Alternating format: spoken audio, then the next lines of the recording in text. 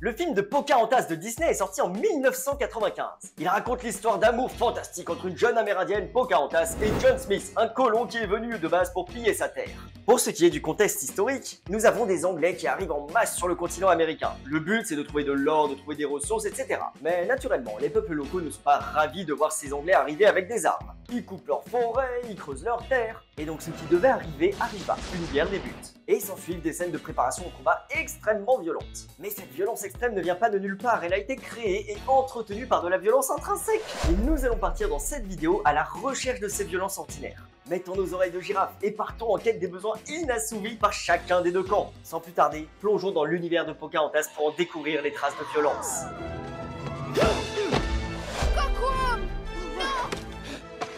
Avant tout, faisons un petit rappel de l'histoire. Nous avons Pocahontas, qui est une jeune amérindienne qui vit tranquillement avec sa famille et son peuple. Un jour, alors qu'elle se promenait dans la nature, elle apprend la visite de militaires étrangers. Ces soldats, ces colons, arrivent armés jusqu'aux dents avec un seul but, trouver de l'or. Le navire de colons du film est dirigé par le capitaine John Radcliffe. C'est le grand méchant, il est prêt à tout défoncer pour récupérer ses petites pépites. Il est accompagné de plusieurs autres colons qui sont tout aussi attirés par l'argent, mais il y en a certains qui sont plus attirés par l'exploration, l'aventure, blablabla. Et c'est le cas de John Smith, regardez-moi ce beau gosse. Lui non, il est pas intéressé par le déboisement, il veut sauver la forêt, nanani nanana, il s'en fiche. Tout ce qui l'intéresse, c'est d'aller explorer la nature et de partir à l'aventure. C'est bien beau tout ça, mais jusqu'à ce qu'il fasse une rencontre formidable. Pendant sa petite exploration de 15 minutes, il tombe nez à nez avec Pocahontas et c'est ainsi que débute une histoire d'amour impossible. Mais pourquoi impossible? Parce que, évidemment, ils sont dans deux camps opposés et que leurs communautés respectives ne pourraient jamais accepter une union comme celle-là. Oh, c'est tellement triste. À la place, Pocahontas va devoir épouser un homme de sa tribu, qui lui est déjà choisi et il aura pas trop le choix. Et de ce côté, John Smith va devoir se mettre la main à la pâte et puis continuer à chercher de l'or comme les autres. Parce que sinon, il sera accusé de mutinerie et ça va mal finir pour lui. Mais il en faudra plus pour arrêter ces deux jeunes âmes amoureuses.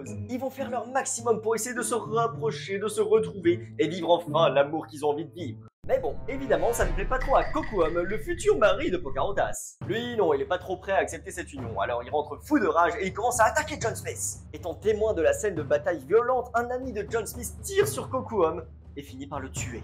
Donc déjà, en termes de violence, on est plutôt pas mal. Mais c'est pas tout! John Smith se fait capturer par le camp de Pocahontas et il est sur le point de se faire tuer, exécuté au lever du soleil. Évidemment, John Radcliffe, le grand capitaine, ne va pas laisser John Smith se faire défoncer. Non, lui, ce qu'il attendait simplement, c'était de défoncer les Indiens, alors il va préparer son camp et puis il va se préparer à la guerre.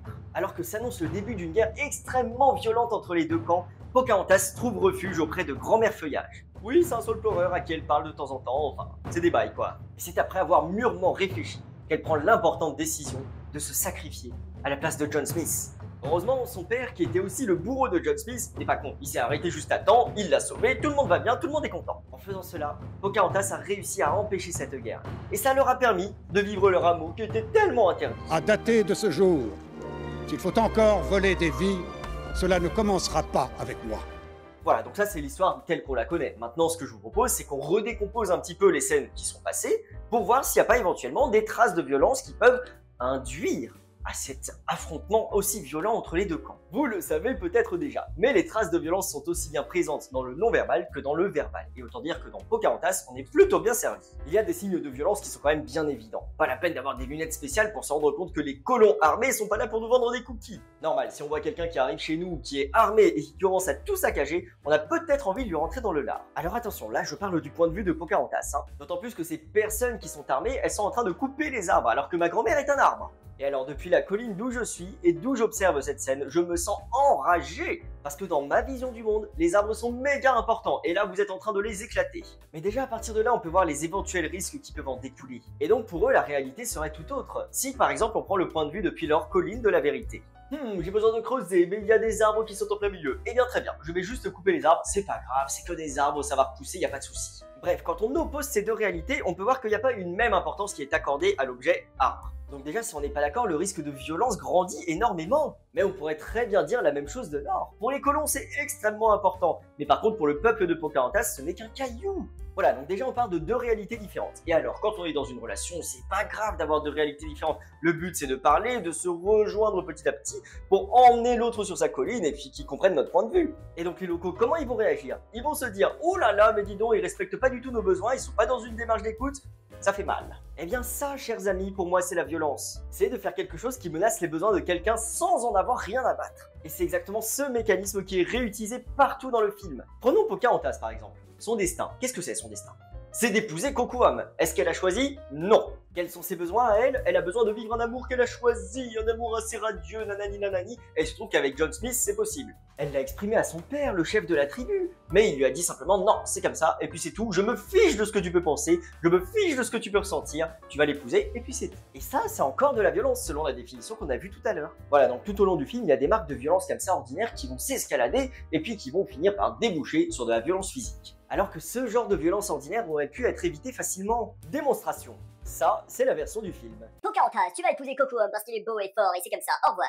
Oh non, je veux pas épouser Kocoum, c'est trop un con, il est moche et tout. Et maintenant, nous allons réécrire le dialogue pour essayer de le résoudre plus facilement. Écoute ma fille, j'aimerais bien que tu te maries avec Kocoum. Ah non, c'est pas possible, je suis pas prête, nanani nanani. Tu veux dire que c'est important pour toi de vivre une relation d'amour que tu aurais choisie? Tu veux dire que tu ne te sens pas prête parce que tu as peur? Je comprends. Et il se trouve que moi j'apprécie beaucoup Kocoum et j'aimerais bien avoir des liens plus forts avec lui. Peut-être que si tu acceptais de te marier, cela nourrirait mes besoins de liens. Si tu l'apprécies tellement et que tu veux t'en rapprocher, marie-toi avec lui. Comme ça moi je reste libre et puis tout le monde y est content. Évidemment j'exagère, je rigole, là. De quoi a besoin Pocahontas? Elle a besoin d'être libre, de pouvoir choisir sa destinée, bla bla bla bla bla.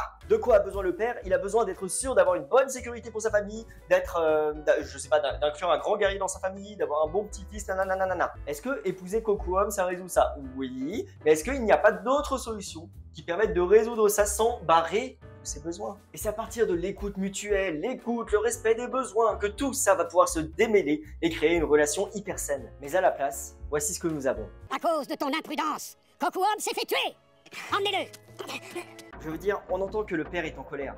Un des membres de la tribu est mort. Mais orienter cette colère sur l'autre personne, c'est la tenir pour responsable. Et ça aussi, c'est une marque de violence. Il y a extrêmement peu de chances que le message derrière, il passe correctement. Parce qu'ils sont tout le temps en train de faire face à un climat de stress, prêt à se battre à tout moment, réaction de lutte, de fuite, le stress qui génère plein de cochonneries dans notre corps. D'autant plus que cette violence est entretenue par le capitaine John Radcliffe qui arrête pas de répéter à longueur de journée que ce sont des indigènes, que ce sont des sauvages, même pas des êtres humains, blablabla. Pourquoi crois-tu que ces païens insolents nous aient attaqués? Parce qu'on a envahi leur terre, coupé leurs arbres, creusé leur sous-sol? À cause de l'or. Je devrais donc m'en emparer de force. Pourquoi pas? Et à cause de ce biais de simple exposition, ils vont finir par réellement penser et intégrer que les locaux sont des méchants qu'il faut exterminer. De la vermine, blablabla. Donc évidemment, si dans leur tête ce ne sont pas des réels êtres humains, ils peuvent bien se permettre de prendre tout ce qui leur appartient. Dans leur tête, ce sont même pas des humains. Ils ont rien à dire, ce sont des animaux. Dans la vérité, la vision de l'univers des colons, la nature, elle ne sert à rien. C'est qu'un média, c'est tout. Et cela s'applique aussi bien aux arbres, à la terre et aux animaux. De toute façon, leurs cultures sont tellement éloignées l'une de l'autre que la plupart ne prennent même pas le temps d'essayer de se rejoindre, d'essayer de se considérer comme des êtres humains. Et quel est le résultat? Eh ben on commence à scier tous les arbres sans prendre en compte toute l'importance que ça peut avoir pour eux.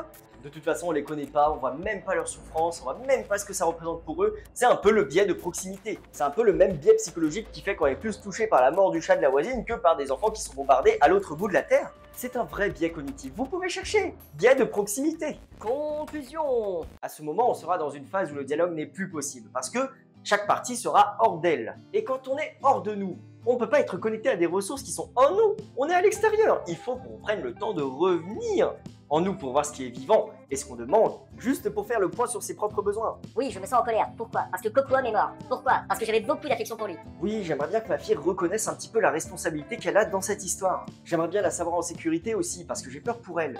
Voilà, c'est ça qu'il faut dire, c'est respectueux, c'est non-violent, c'est tout ce qu'on veut pour nourrir une relation saine. On n'est pas obligé de faire de la syntaxe observation, besoin, sentiment, demande tout le temps. Hein, quand j'observe que tu es parti en courant comme ça, moi j'ai eu peur parce que nanani nanana. Non, il suffirait juste de dire j'ai peur pour toi, je suis triste. Est-ce que tu peux comprendre la douleur que j'ai ressentie quand Kocoum est mort? Le fait de coller une étiquette sur une personne, c'est porter des jugements sur elle, qu'elle soit positive ou négative. Et à partir du moment où l'étiquette est négative, ça voudrait dire qu'on se donne le droit de la punir. Heureusement, Pocahontas est quand même bien accompagnée par sa petite pote. Je m'efforce d'aider mon peuple. Pocahontas, je t'en prie, tu es ma meilleure amie. Je ne veux pas qu'il t'arrive malheur. Rassure-toi, je sais très bien ce que je fais. Pocahontas, non! Et Pocahontas comprend exactement la demande. Elle l'accueille, elle la reconnaît. Je comprends que tu aies peur, je vais quand même y aller, mais ne t'inquiète pas, je serai super prudente. Voilà, il y a énormément de sujets que j'aimerais bien aborder dans cette vidéo. Par exemple, est-ce qu'il aurait été possible d'éviter cet affrontement entre les deux clans? À part la déconstruction des traces de violence ordinaire, je ne vois pas vraiment qu'est-ce qu'on aurait pu faire pour l'instant. Mais je suppose que je manque encore d'expérience sur le sujet. Et c'est pour ça que j'ai besoin de votre avis. S'il vous plaît, prenez votre meilleur clavier? Écrivez-moi un joli commentaire pour me donner votre avis. Comment est-ce qu'on empêche deux camps de s'affronter? Et je vous remercie d'avance. Merci, ciao! Pour ce qui est du contexte historique... contexte historique. Pour ce qui est du contexte historique... Pour ce qui est du contexte historique...